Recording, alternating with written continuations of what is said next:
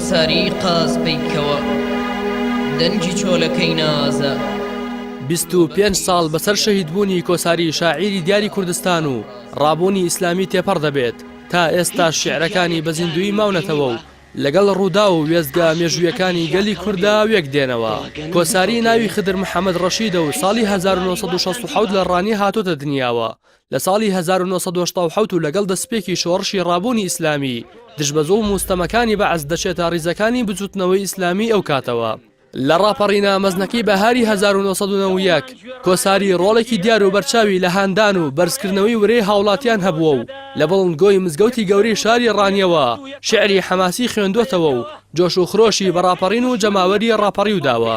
کۆساری یەکێکە لەو شاعیرانەی کە خاوەنی تایبەتمەندێتی جیاوازە و لە شاعیر و ڕێڕە و ڕێبازە شعرەکانی دیکەی جیا دەکاتەوە و ڕێبازێکی تایبەت بەخۆی پێبەخشیوە. خۆشم دەوێت خۆشەویستیت جێچەڵێکە و لە دنیادا یەخەم دەگرێت. کۆساری تاکە شاعیری سەردەمی نوێی گەلی کووردا کە سەرجەم شعرەکانی خۆی لەبەر بووە و هەرگیز و لە هیچ کۆڕ و مەراسیمێکدا وەرەقە و دەفتەری شعری بەدەستەوە نەگرتووە. خدر کۆساری بە هەموو هەست و وجودی گزارشتی لە شعرەکانی کردووە و لە پاڵ دەنگە ڕەسەن و ناوازەکەیدا بەدەست و مەچەک و جوڵەکانی سەرنجی تاک بە تاکی ئامادەبوانی کۆڕە شعرەکانی ڕاکێشاوە.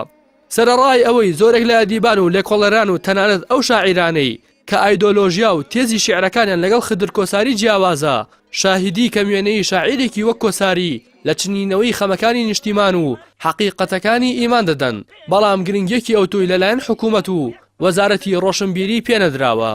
سەرنجام لە دوانی وەڕۆی ڕۆژی 27/12/1993 لە گوندی زەنگڵانی دەڤەری پشدەرە ڕقەی سەربەناحی سەنگەسەر بەدیلی کەوتە بەردەست هێزەکان یەکێتی و دەست بەجێ شەهید کرا.